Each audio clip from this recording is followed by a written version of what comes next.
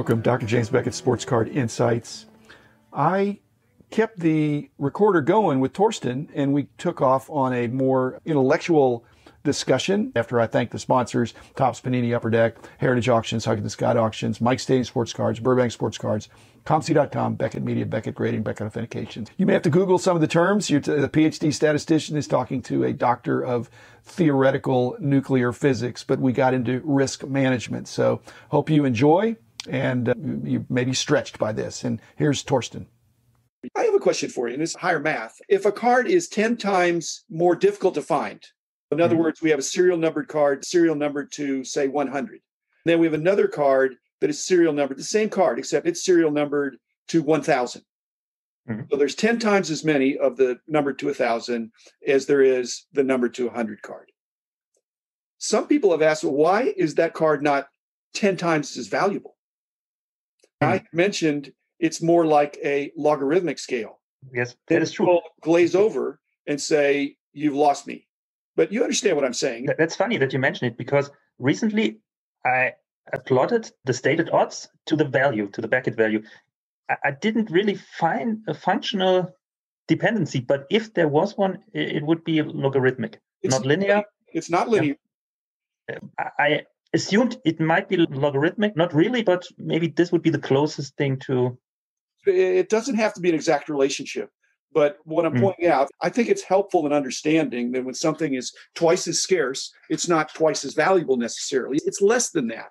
The amount that it's less, logarithmic in general, shows a curve that is not linear.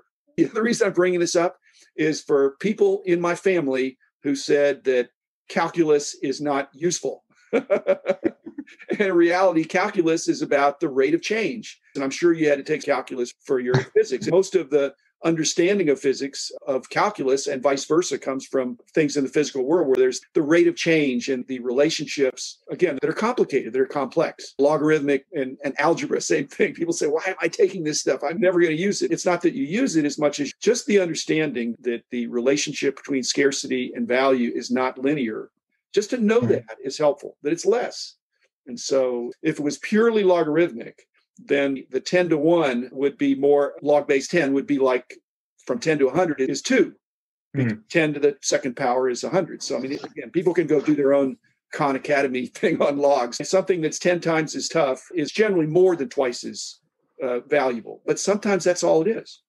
You don't have to take a course in it just to understand that there's not a linear relationship. When I was a teacher, and teaching probability statistics in college, my secret was I just used these kinds of sports examples, not so much sports cards, but sports examples to teach some of the statistics and probability concepts. One thing that comes to mind is percentage, calculation of percentages.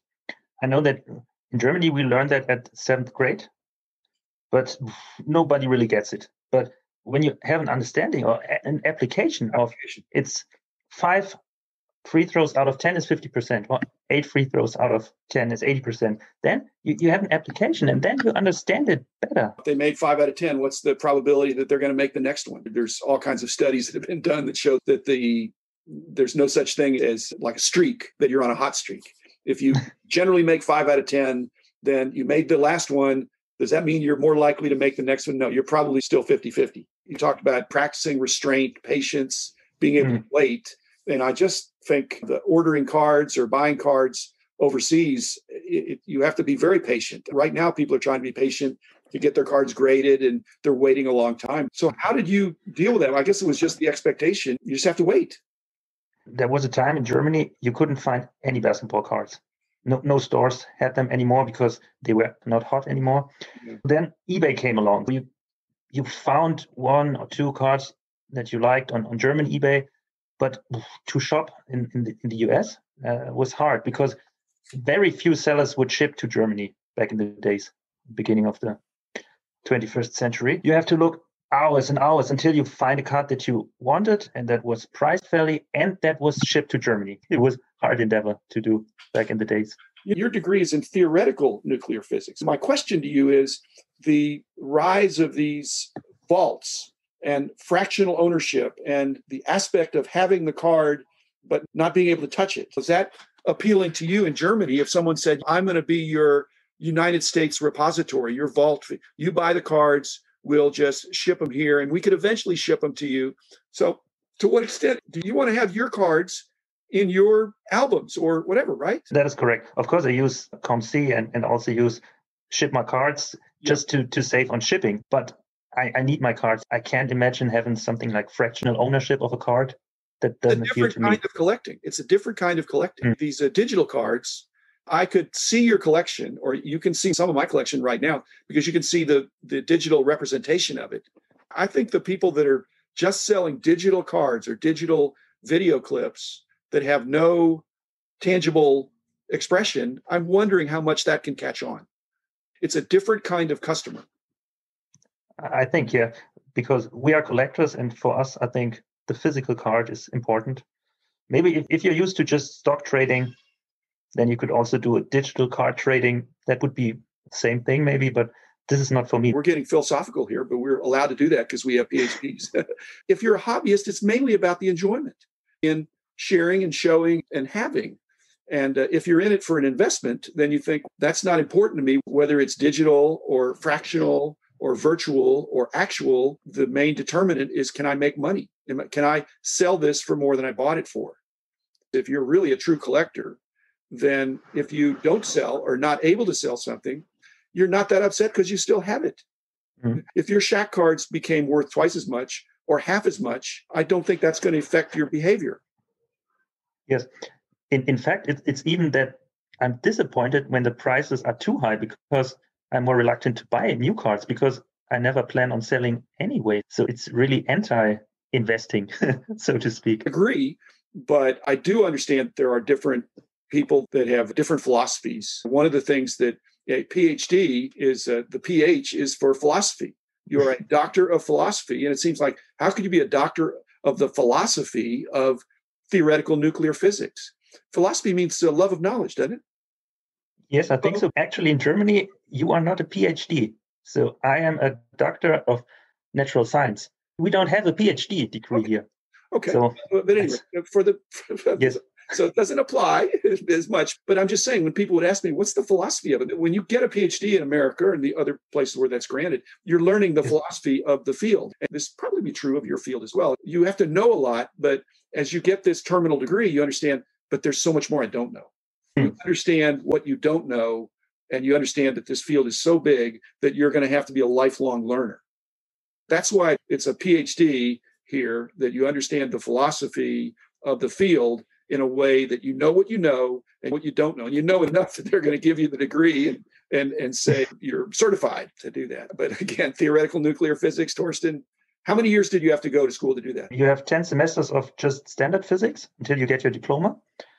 And then how long it takes? It took me 3 more years for my PhD thesis. It's different than in the US. You don't have to take any courses. You just do a thesis.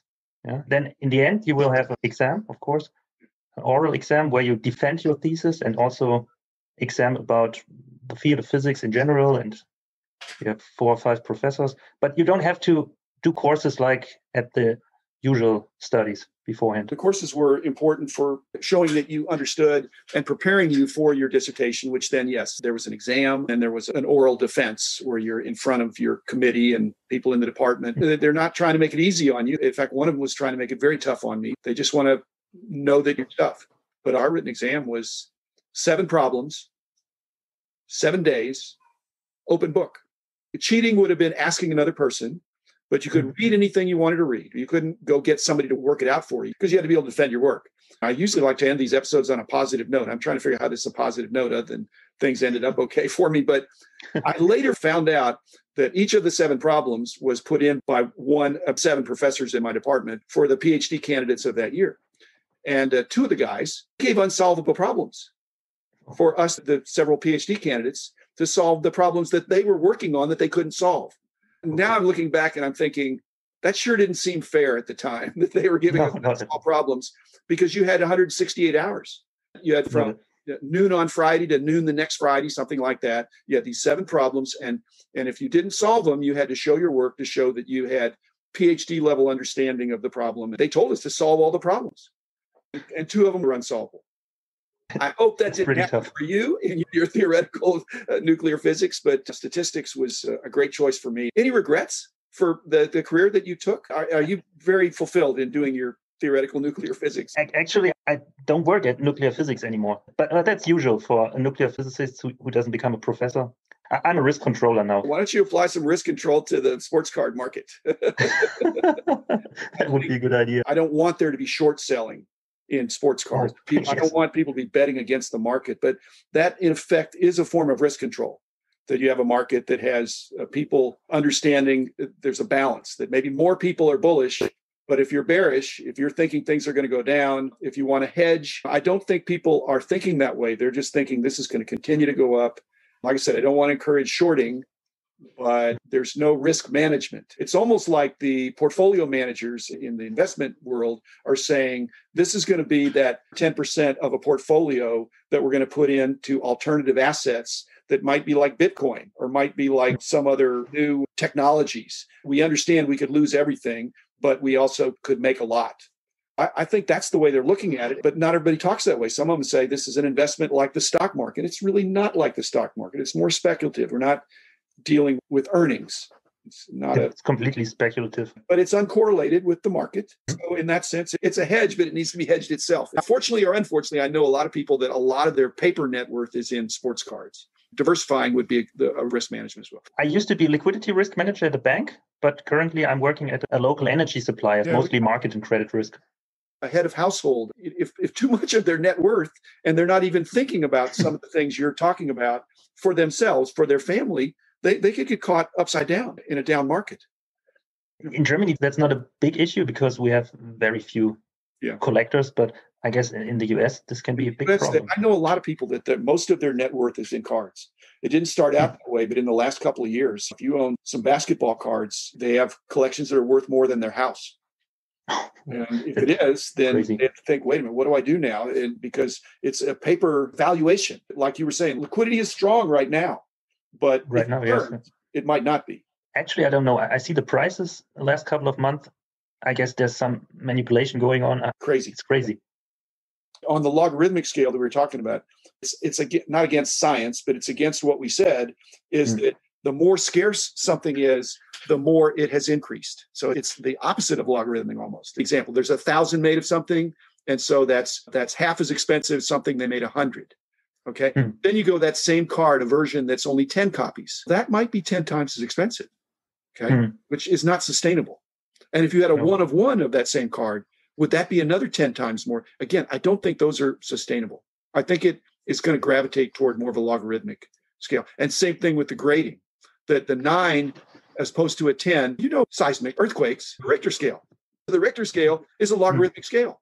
So an 8.0 earthquake is 10 times as powerful as a 7.0. It's moving that way in grading, that a PSA 10 is not 10 times more valuable than a PSA 9. But the problem is the more cards get graded, the less scarce they become. It's dilution. And if you were looking at that as you would in your day job, you would say, I need to be careful about this. Yes. I don't understand it, honestly, what is happening. And there was a Kobe card, a rookie Flair a showcase row 0. It went 10 times the price within a month or so. This is crazy. I'm concerned because it's too hot. And manipulation as well as bubbles, historical, it's when you get away from a rational basis, then you're in that territory where that could happen. I don't want to be telling people, sell everything you have, but I'm saying be cautious because the conditions are right for a big adjustment when they're going up so quickly. For me, this is just a hobby. I'm not into the investing thing, not at all. So it's just fun, and it should not have anything to do with risk for me. That's just my motto. If all your Shack cards it went up by 1,000%, if they all were 10 times as valuable, that would be interesting. Then you would have to question that the card that was $100 now is $1,000. And then you'd think, well, how badly do I want this card? Something else you could do with the money.